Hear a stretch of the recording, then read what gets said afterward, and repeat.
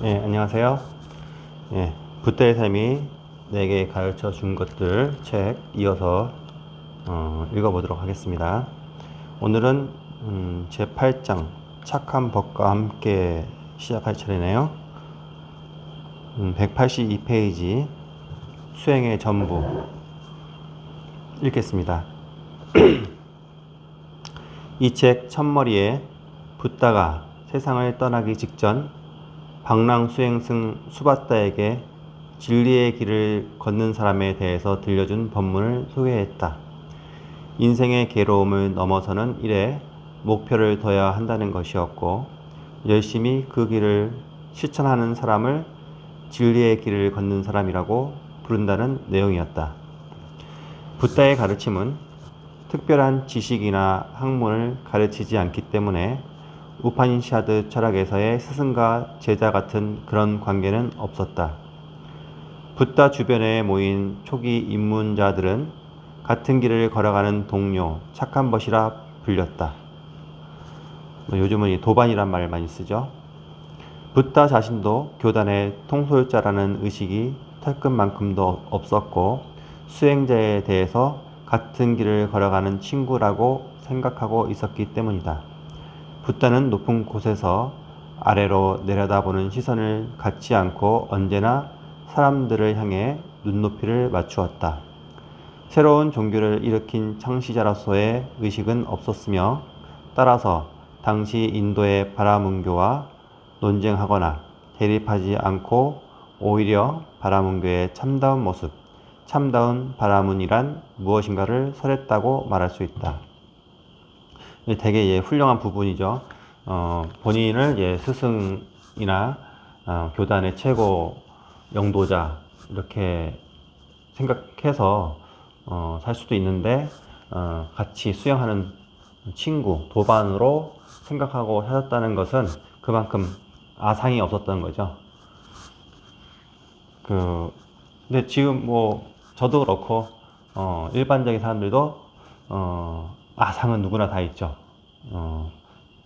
그 아상이 심해지면은 이제 암환이 되고, 그리고 그 암환이 요즘 뉴스에도 많이 접했던 갑질이라는 그런 범죄 비슷하게끔 변할 수도 있는 거예요.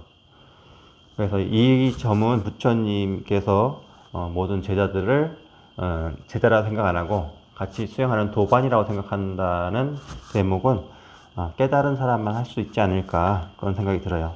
사회비 교단 보면은 그 지도자, 교주라고 하죠. 교주가 최고이기 때문에 무조건 그 사람의 말을 따라야 되잖아요.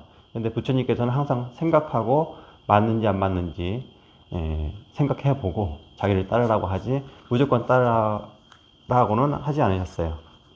여러분들도 스님이라고 해서 무조건 스님 말은 무조건 100% 믿는 것보다는 자기 상식으로 생각해서 옳지 않거나 좀 맞지 않다고 생각하는 것은 자기 상식대로 행동하는 것이 맞고, 또 스님에게도 이거는 좀 잘못된 거 아닌가라고 이렇게 되물을 수 있는 그런 분이 되었으면 좋겠어요.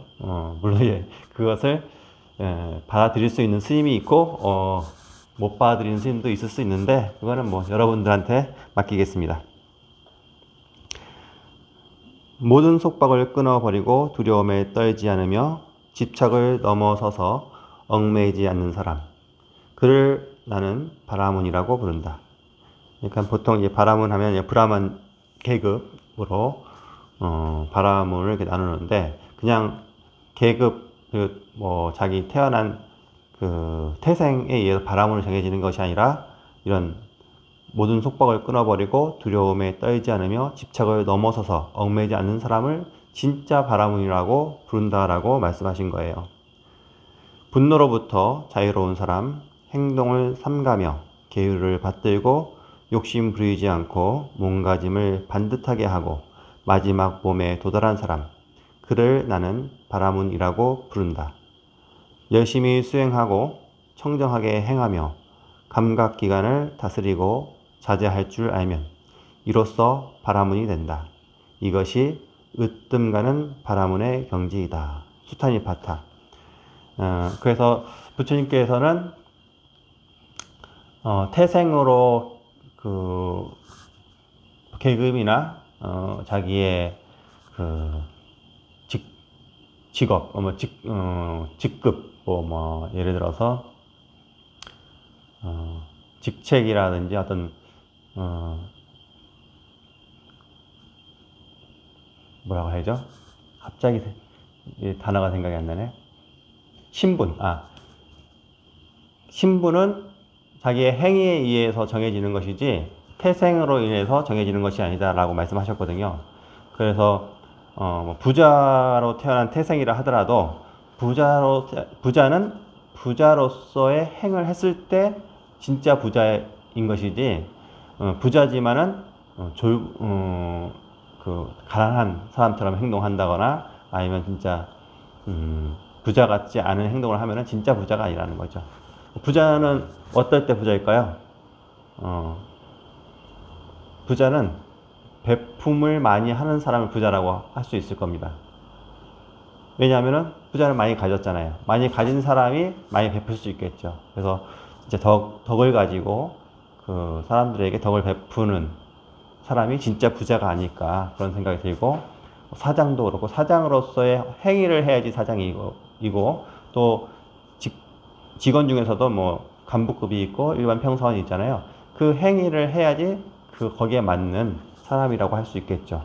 의사는 의사다워야 되고, 검사는 검사다워야 되고, 판사는 판사다워야 되고, 국회의원은 국회의원다워야 되는데, 그렇지 못하면 진짜 국회의원, 그냥 지금 당장 어떤 자리에 있다고 해서 진짜 그 사람이 참된 그 신분을 가진 자라고는 말할 수 없다는 거죠.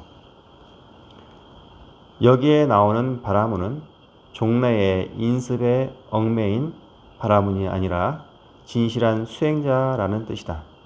당시에는 바라문교의 근본 성전인 베다에 얽매이지 않고 독자적인 길을 걸은 수행자를 슈라마나, 사문, 정진하는 사람이라고 불렀다.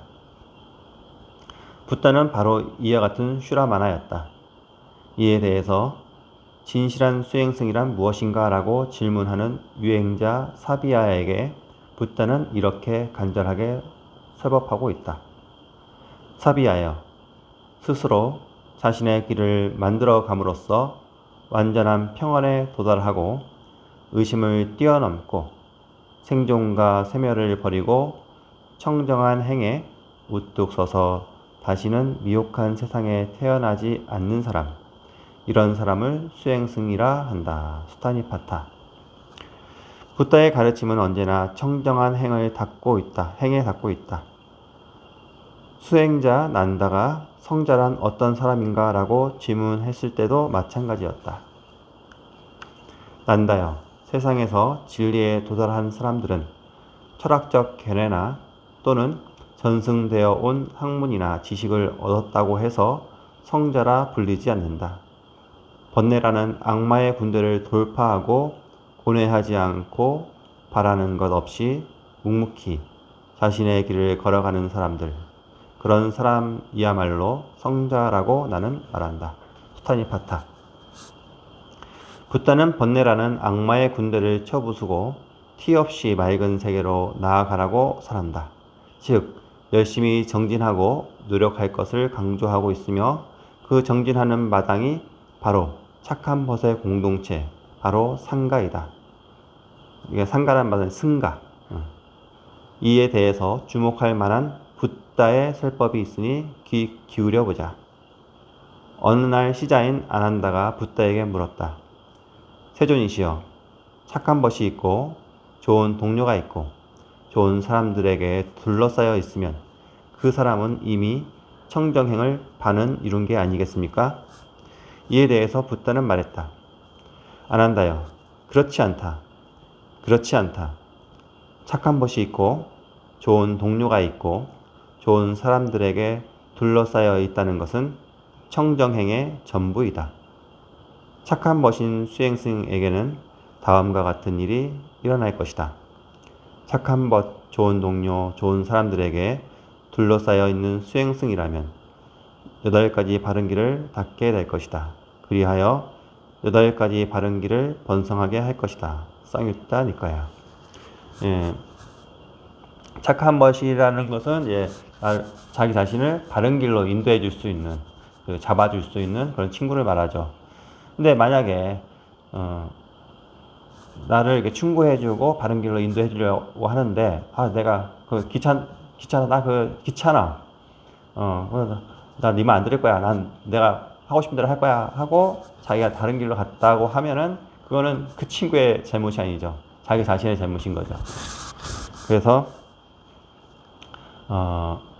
그 바른 친구 그리고 올바른 수행생의 집단 그런 사람들에게 둘러싸여 있을 수 있으려면 내 자신이 그런 안목과 또 수행하고자 하는 바른 길로 가고자 하는 그런 마음이 우선되어야겠죠. 그렇지 않으면은 그런 사람이 있어도 자기가 그 무리를 벗어날 수도 있기 때문에 그 무리에 있을 수 있다는 것은 그 사람들도 좋지만은 내 자신도 그만큼 훌륭할 수 있다는 거니까 좋은 시너지 효과가 있을 수 있겠죠. 붓다는 착한 법과 함께 있는 것은 청정행의 전부라고 말하고 있다. 이 전부를 갖느냐 안 갖느냐는 자신의 선택에 또 달려 있어요. 또 물론 그런 좋은 인연도 필요하지만 아마 당시 안 한다는 수행이란 어떤 것인가를 알아가던 시기였으리라. 그리하여 수행자인 친한 벗에게 둘러싸여서 함께 열반을 향해 길을 걷는다면 이것은 수행의 절반을 이미 이룬 것과 같다고 진하게 느꼈을 것이다. 그런데 붓다는 착한 법과 함께 수행에 정진하는 것은 청정행의 전부라고 말했다. 어쩌면 아난다로서는 붓다의 대답이 의외였을 것이다. 착한 법과 함께 있다는 것이 수행의 절반을 이룬 것이라는 말조차도 조금은 지나친 표현이라는 생각을 했을지 모른다. 그런 아난다에게 붓다는 그 이유를 설명했다.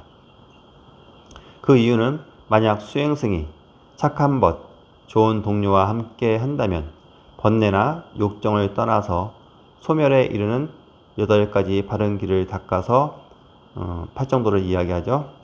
해탈을 성취할 수 있기 때문이라는 것이다.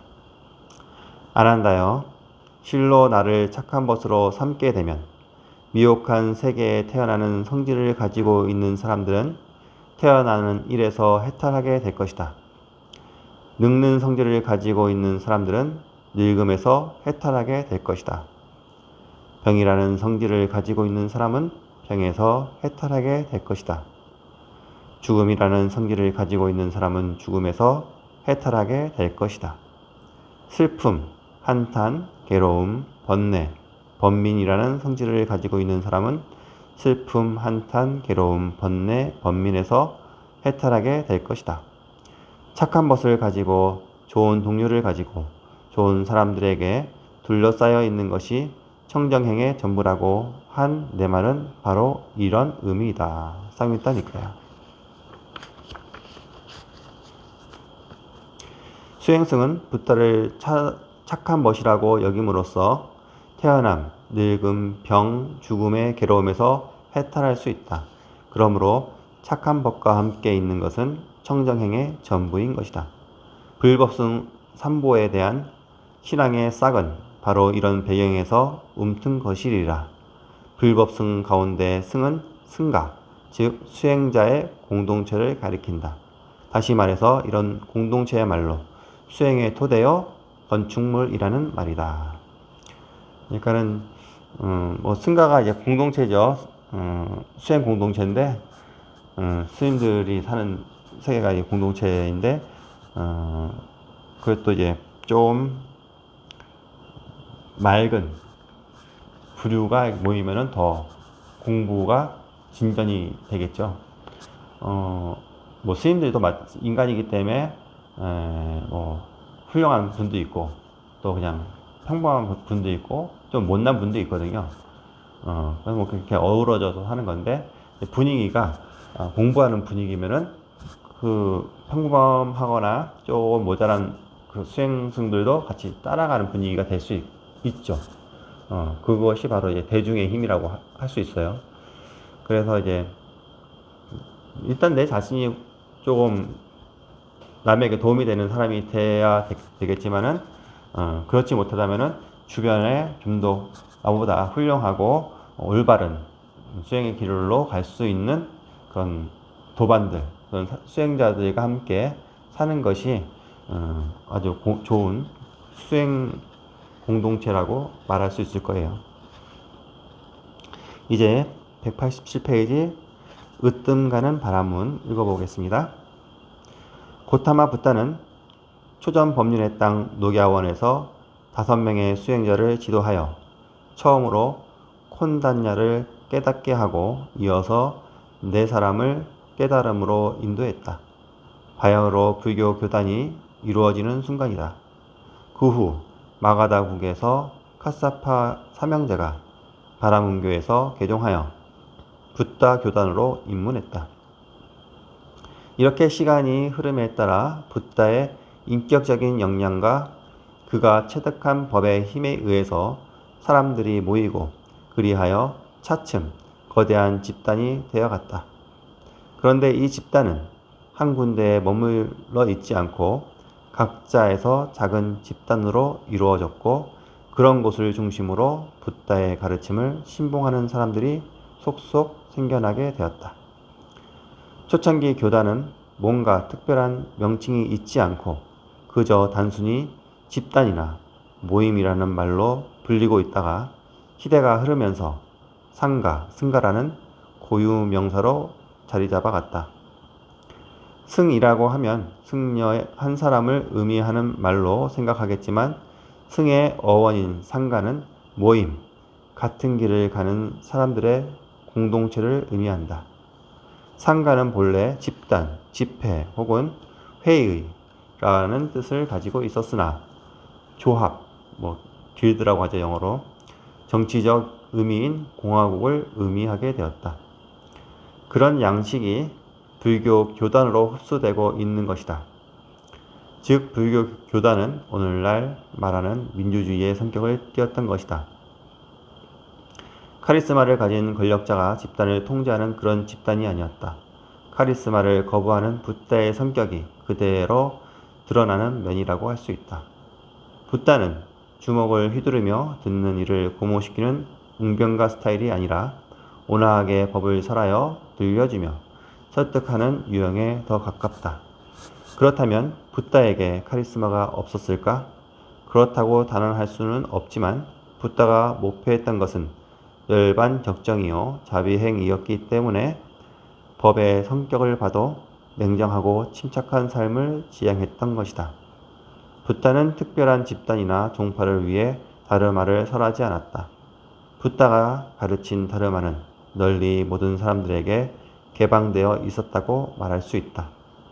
따라서 가르침에 귀의하는 사람은 위로는 왕족에서부터 아래로는 가난한 하층 계급 사람들에 이르기까지 매우 다양했다.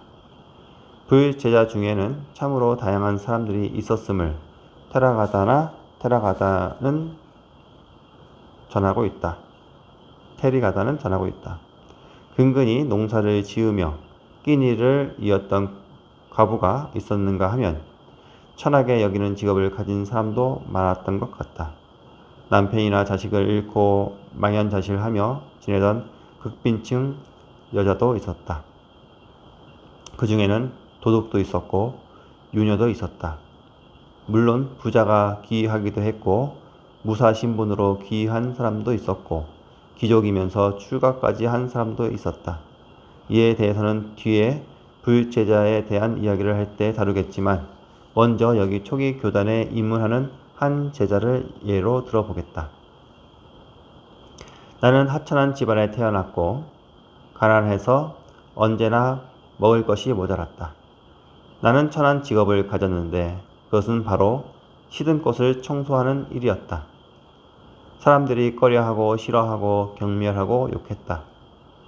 나는 마음을 낮춰서 수많은 사람들을 경배했다. 그때 완전히 깨달음을 연 사람, 붓다, 위대한 기운이 넘쳐나는 사람이 수행승 무리에 둘러싸여서 마가다국의 수도에 들어오는 것을 나는 보았다.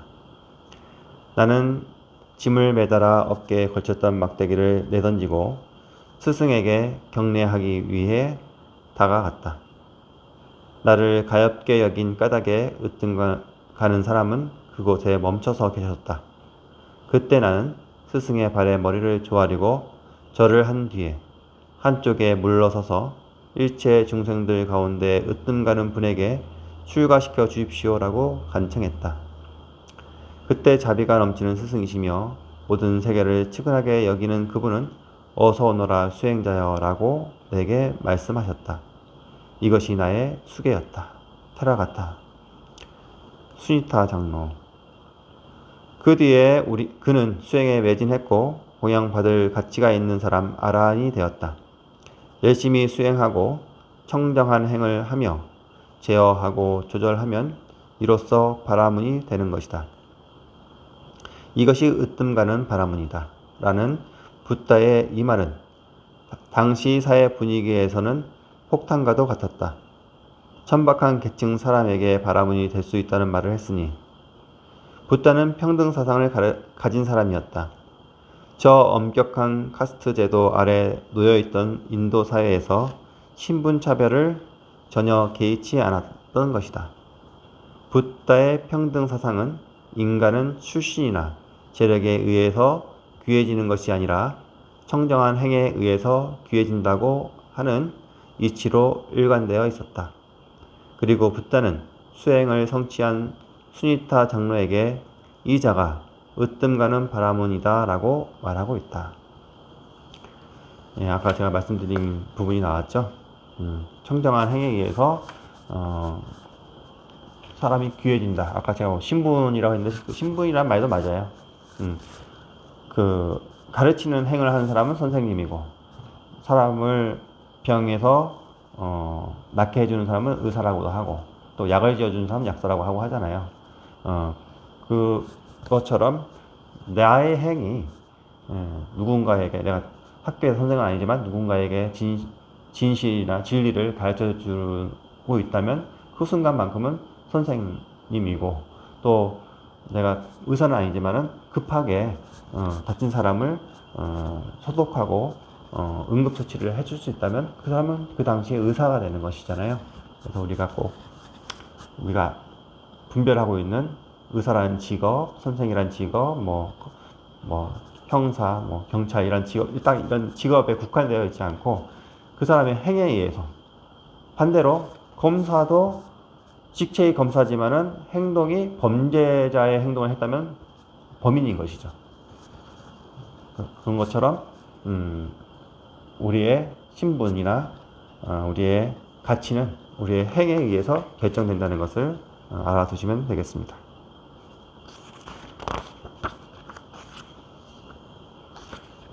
다음 계율의 뜻 이거 한 가지만 더 읽고 오늘 마치도록 할게요. 계율의 뜻 이와 같이 출가해서 교단에 들어온 사람들 사이에는 아무런 계급적인 차별도 없었다. 오직 입문하고 지내온 횟수가 서열을 지어주는 규율이었다. 이것을 범납이라고 한다. 범납이 많은 사람을 장로라고 부른다. 그러니까 나이와 상관없이 신분에 상관없이 출가한 순서대로 서열을 정하는 거죠. 그래서 저보다 나이가 아무리 많아도 저보다 늦게 출가하면은 저보다 서열이 아래인 것이고 저보다 돈이 많거나 또 뭐 아주 훌륭한 아니면 뭐 되게 고급진 직업을 가졌다 하더라도 저보다 늦게 출가하면은 후배인 거죠. 율정에 의하면 어느 때 붓다와 그 제자들이 유행을 하다가 저녁이 되자 가까운 숙소에서 하루 묵게 되었다. 그때 숙소에 먼저 도착한 사람이 방을 다 차지하는 바람에 장로인 사리붓다는 나무 아래에서 밤을 보내게 되었다. 나중에 그런 사정을 듣게 된 붓다는 범납에 의해서 선배 비구에게 깍듯하게 예를 갖춰야 한다고 설법했고 그것이 교단 규칙의 시초가 되었다. 교단을 운영하는 규칙을 율이라고 부른다. 일반적으로 계율이라고 말한다. 이때 계는 신라라는 말로 본래 성질이라든가 체질이라는 뜻을 지녔고 나중에 경계함, 조심, 삼감의 뜻이 되었다. 즉, 계라는 것은 자신에 대한 도덕적 규율이며 자주적 행위 기준이라고 할 만한 것이다. 그런데 율은 교단의 질서를 지키기 위한 규칙으로 출가자에게만 적용되기 때문에 제가자와는 관계가 없다. 이처럼 계와 율은 의미가 다르지만 출가자의 경우 율을 지키려고 하는 것이 계가 되므로 일반적으로 계와 율을 분리해서 생각할 수는 없다. 교단 초창기에는 당연히 계율이 있지 않았다. 있는 것이라고는 오직 붓다를 향한 신뢰와 존경의 마음뿐이었다. 그러다가 차츰 교단의 규모도 커져가고 붓다의 가르침이 널리 인도 각지로 전해지자 자연히 규칙이 생겨나고 실천해야 할 덕목이 정해지게 된 것이다. 후기로 내려오면서 동남아시아 국가들에 전해진 팔리문 율장에서는 남자 승려 즉 비구에게는 227항목, 비구니에게는 311가지 항목이 정해져 있었다. 무슨 사연이 있어 이렇게나 개가 많이 생겨나게 되었는지 그저 신기할 따름이다. 하지만 개가 있으면 깨어지게 마련이요 깨어지면 개가 다시 만들어졌으니 이렇게 계율은 숫자가 점점 불어나게 되었다. 반대로 개를 어기는 자가 없으면 개는 필요 없는 것이기에 불교가 성립되던 초기에는 계율이라는 것은 있지 않았다. 그리고 지금이라도 붓다가 가르친 청정행을 올곧게 실천한다면 도에서 어긋나는 일은 없을 것이기 때문에 계율은 필요 없어질 것이다. 그렇다면 이제는 계율을 어떻게 받아들이는가가 문제이다. 계율을 오로지 금지사항으로만 받아들인다면 소극적인 계율지상주의에 빠지겠지만 계율을 힘써 이뤄야 할 목표로서 받아들인다면 불살생계 하나도 실천해 나가기가 쉽지는 않다. 왜냐하면 쌀 한 톨, 콩 하나라도 생명이 있기 때문에 불살생을 엄격하게 지킨다면 나의 생존마저 위협받기 때문이다. 따라서 가능하면 불살생계도 무익한 살생을 하지 말도록 노력하라는 말로 탄력적으로 받아들일 필요가 있으며 수행생활이 오직 계율을 지키기 위한 삶이어야 한다는 생각은 진정한 수행과는 사뭇 거리가 멀다 할 것이다. 불교의 큰 목적은 집착에서 벗어나는 거예요. 왜 집착에서 벗어나냐면은 집착은 이제 번뇌의 근본이거든요. 그래서 집착에서 벗어나는 것인데 계율은 지키라고 만들어진 것이라 하죠. 왜냐하면 어떤 단체를 좀 원만하게 꾸려나갈 수 있으려면 서로 간에 지켜야 할 사항들이잖아요. 그런데 그 계율에 집착하는 것도 이제 병이 되는 거예요. 병. 그래서 계율만 지키려고 하는 그런 것보다는 계율을 당연히 지켜야겠지만 거기에 매이지 않고 자유롭게 깨지 않고 살 수 있어야겠죠. 그런데 때로는 깨야 될 순간도 생기거든요. 어떤 어려운 상황에 처했을 때 계율에 의해서 그 상황을 타파하지 못한다면은 바보 같은 행동이잖아요. 대표적으로 많은 예를 드는 게 이런 예예요. 비구 스님은 이성과의 접촉을 하면 안 돼요. 살갗이 접촉하면 안 되는데 요즘 비가 많이 왔죠. 비가 많이 와서 이제 개울이 이제 약간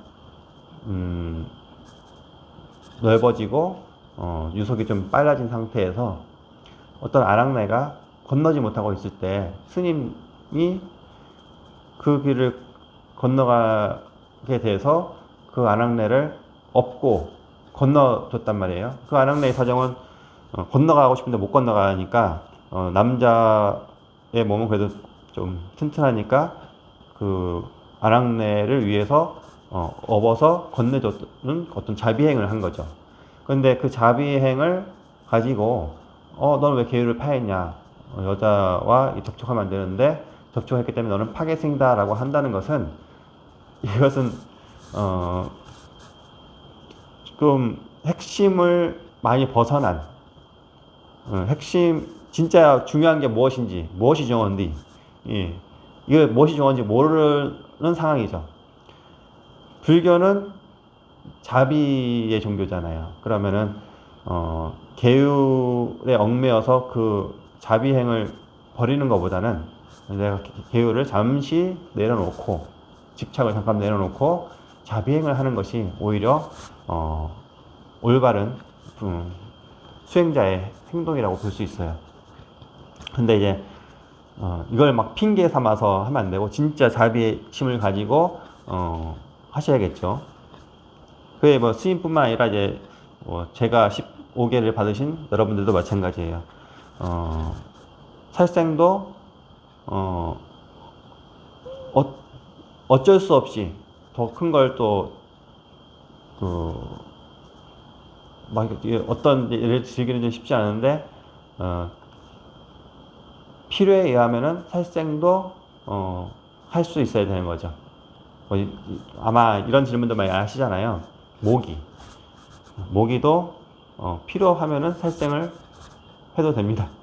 아기가 계속 모기에 물려서 있는데 아기가 괴로울 거 아니에요. 그러면 모기를 잡아줘야죠. 아니면은 잡지 않으려면 아기가 모기에 안 물리게끔 이렇게 모기장을 치워주든가, 예, 어떤 그런 방법적인 면에서 필요하다면은 살생도 할 수 있다라는 겁니다.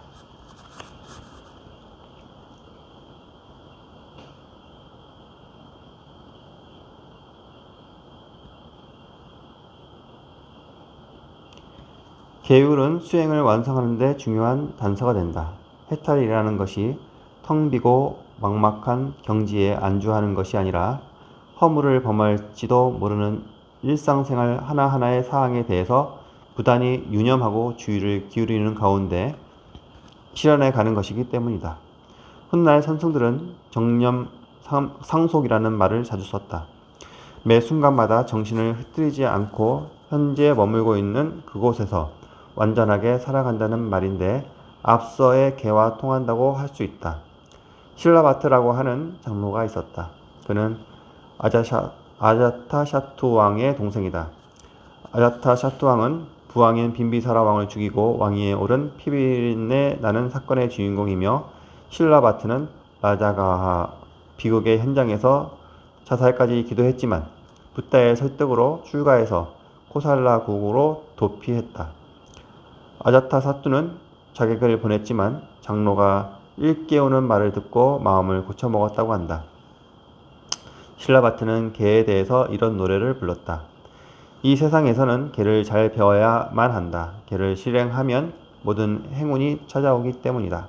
개를 지키는 사람은 스스로를 다스리기 때문에 수많은 벗을 얻는다. 그러나 개를 범하는 사람은 악한 일을 행함으로 많은 벗에게서 소외당한다. 개는 온갖 선한 일의 시작이며 바탕이며 근원이며 모든 덕 가운데 가장 중요하다. 그러므로 개를 깨끗하게 지켜라. 개야말로 이 세상에서 으뜸 가는 것이다. 또한 지혜가 있는 사람은 최고이다. 인간과 신들 사이에서는 개와 지혜를 갖추고 있는 자가 승리를 얻기 때문에 테라가다. 개는 이처럼 수행의 이정표다. 수행승들은 아무것도 소유하지 않고 진지하게 수행에 전념했다. 그 주요한 행동은 좌선에 의한 정신 집중이었다. 그리고 게으름을 피우지 않고 열심히 노력하는 일, 즉 불방일이 강조되었다. 불방일이란 자신을 아무렇게나 내팽겨치지 않도록 항상 긴장하며 정신을 일깨우는다는 뜻인데, 이 말 속에는 집중해서 실행한다고 하는 적극적인 의미가 들어있다. 게으르지 말라는 얘기죠. 그리고 이제 마음을 내팽겨치지 말고 좀 바로 잡아라. 그런 것이 불방일입니다. 즉 정념을 지속시킨다는 뜻이요, 나의 것이라든가 나라고 하는 생각을 넘어서 삼매를 실현하는 일인 것이다. 경전에는 노력하고 정진한다는 말이 불방일이라는 말과 함께 자주 등장하는데 이것은 다른 말로 하면 집중력을 높이는 일이다. 즉 오늘날 말하는 일행삼매인 것이다. 삼매를 실현해서 평안한 경지에 도달하는 것이다. 이 세상에서 모든 재앙을 떠나 지옥의 괴로움을 넘어서서 쉬지 않고 노력하는 사람, 정근하는 현자, 바로 그런 자를 정진하는 사람이라 한다. 수타니파타. 마음으로는 분투하며 신중하게 사색하고 행동은 맑으며 주의를 기울여 행동하고 자신을 제어하고 진리에 따라서 살아가며 열심히 정진하는 사람은 명성이 높아진다. 담마파다. 살아 깊은 사람은 혹은 분투하며 열심히 정진하고 자제하고 스스로를 이김으로써 아무리 세찬 흐름에도 떠내려가지 않는 섬이 된다. 지혜가 없는 어리석은 사람은 게으름에 빠져 지낸다. 하지만 마음을 잘 지닌 사람은 으뜸 가는 보물을 지키기 위하여 오롯하게 정진한다. 담마파다. 수행 중에 하루 일과는 아침 일찍 일어나서 명상하고 오전 중에 탁발하러 나가서 식사를 마치고 오후에는 이런저런 일을 처리하고 자선에 몰두하며 저녁이 되면 명상에서 일어나서 법당에 모여 법담을 나누거나 설법을 듣는다. 그리고 밤에는 자선을 한 뒤 잠자리에 든다.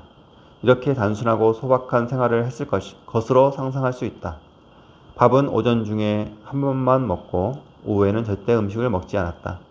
초창기 교단은 대부분 숲에서 살았기 때문에 335 숲속에 흩어져서 각자 명상에 힘썼을 것이다. 중인도 기후라면 이런 바깥 생활이 가능했겠지만 불교가 전파된 북쪽 지역에서는 사원이 없으면 이런 생활은 불가능했을 것이다.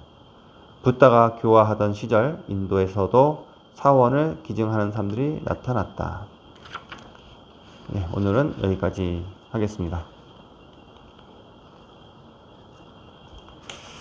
예, 날씨가 많이 시원해졌고요. 요즘 비가 많이 와서 그런지 좀 쌀쌀해요. 아침 저녁으로는 감기 조심하시고요. 또 코로나로부터 항상 주의하시고 건강하게 추석 한가위 보내시기 바랍니다. 추석 지나고 다시 올리도록 하겠습니다. 한번 해주십시오.